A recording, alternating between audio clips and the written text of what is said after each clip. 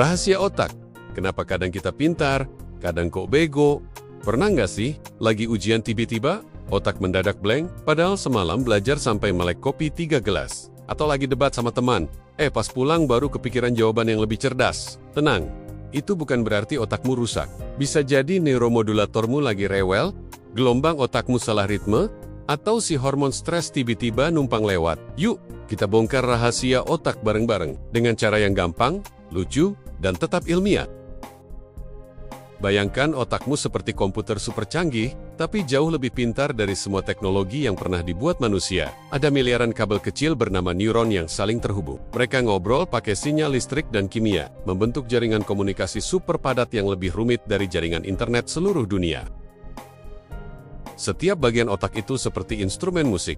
Ada yang main biola, drum, piano. Kalau semua selaras, hasilnya simfoni indah berupa penalaran yang akurat. Tapi kalau satu pemain fals, musiknya jadi aneh. Itulah kenapa penalaran kadang terasa mulus, kadang malah berantakan. Dopamin adalah molekul kecil yang bekerja seperti juri dalam hidupmu. Saat prediksi atau keputusanmu benar, ia kasih hadiah berupa rasa puas dan senang. Inilah yang bikin kamu semangat belajar lagi, mencoba lagi, atau mengulang hal yang bikin bahagia. Tapi dopamin juga bisa menipu. Kalau kadarnya terlalu tinggi, kamu bisa menganggap hal sepele terasa luar biasa penting. Itulah kenapa orang bisa kecanduan game, media sosial, atau bahkan hal-hal yang gak rasional. Seimbangnya dopaminlah yang bikin penalaran tetap waras. Norepinefrin adalah sistem alarm tubuhmu. Begitu ada suara keras atau ancaman tiba-tiba, ia langsung bikin kamu siaga penuh. Jantung berdetak lebih cepat, mata terbuka lebar, otot siap bergerak. Semua demi keselamatanmu. Tapi kalau alarm ini bunyi terus-terusan, otak jadi kewalahan, kamu jadi gampang panik, mudah terganggu, bahkan overthinking. Bukannya membantu fokus, norepinefrin berlebihan justru membuat penalaran jadi kacau. Asetilkolin adalah penjaga pintu otakmu. Ia memastikan hanya informasi penting yang boleh masuk ke pusat perhatian. Bayangkan kamu belajar di kafe ramai, suara orang ngobrol, musik keras, tapi asetilkolin membuatmu tetap bisa fokus ke buku. Kalau asetilkolin kurang, semua suara dianggap penting, otak banjir informasi dan kamu bingung harus memilih yang mana. Jadi, tanpa asetilkolin, penalaranmu jadi seperti radio yang menangkap semua frekuensi sekaligus, berisik dan membingungkan. Ada dua jaringan besar di otakmu. Pertama, jaringan eksekutif yang sibuk mengatur fokus, mengambil keputusan, dan mengontrol perilaku. Kedua, Default Mode Network atau DMN, yang sibuk dengan imajinasi, memori masa lalu, dan bayangan masa depan. Kalau dua jaringan ini bersaing, otak jadi kacau, kamu bisa bengong saat butuh fokus, atau overthinking saat butuh cepat ambil keputusan. Tapi kalau mereka bekerja sama, hasilnya luar biasa.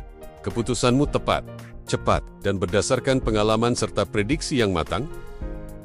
Gelombang otak adalah bahasa rahasia neuron untuk ngobrol. Gelombang alfa bekerja menekan gangguan dari luar, seperti noise cancelling di headphone. Sedangkan gelombang theta menghubungkan memori lama dengan kebutuhan saat ini.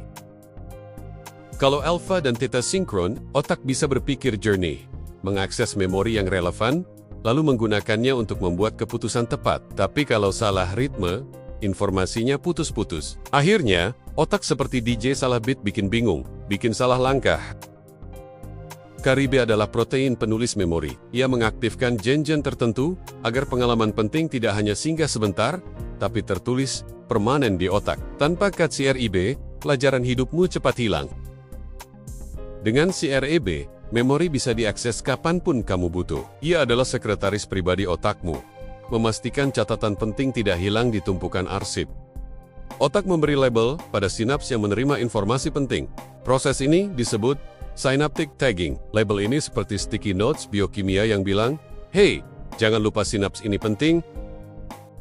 Kalau pengalaman itu berulang, sinaps yang ditandai akan makin kuat. Ini memungkinkan memori tersimpan lama, sehingga ketika dibutuhkan, informasi muncul dengan cepat dan jelas.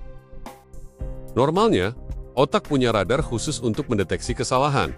Sistem ini ada di bagian anterior cingulate cortex. Ia kasih sinyal ketika keputusanmu salah, supaya kamu bisa memperbaikinya. Kalau radar ini rusak, kamu gagal menyadari kesalahan. Akibatnya, Kesalahan berulang dan sulit dihentikan, seperti jalan di labirin tanpa peta. Nyasar berkali-kali di tempat yang sama.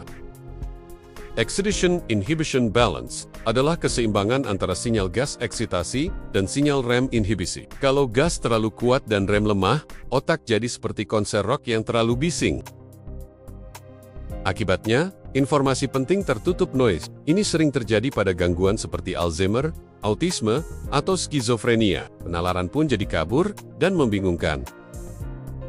Gelombang otak bekerja seperti ritme musik. Kalau ritme tepat, otak bisa sinkron antar jaringan. Tapi kalau ritme kacau, komunikasi putus. Hasilnya, informasi relevan gagal sampai ke bagian otak yang butuh. Penalaran jadi tersendat, seperti menonton film yang tersendat-sendat. Saat stres, tubuh melepas hormon kortisol. Kalau sesekali, ini membantu. Tapi kalau kronis, kortisol berubah jadi monster yang merusak hipokampus, pusat memori di otak. Kerusakan ini membuat memori sulit terbentuk dan penalaran terganggu. Kamu jadi gampang blank, lupa hal penting, atau susah mengambil keputusan. Amigdala adalah pusat emosi. Kalau terlalu dominan, ia seperti bos galak yang memotong semua argumen logis. Hasilnya, keputusan diambil dengan emosi, bukan logika. Prefrontal cortex, yang harusnya jadi co otak, kewalahan menghadapi teriakan amigdala. Akibatnya, penalaran jadi bias. Hal kecil terasa menakutkan, hal penting diabaikan.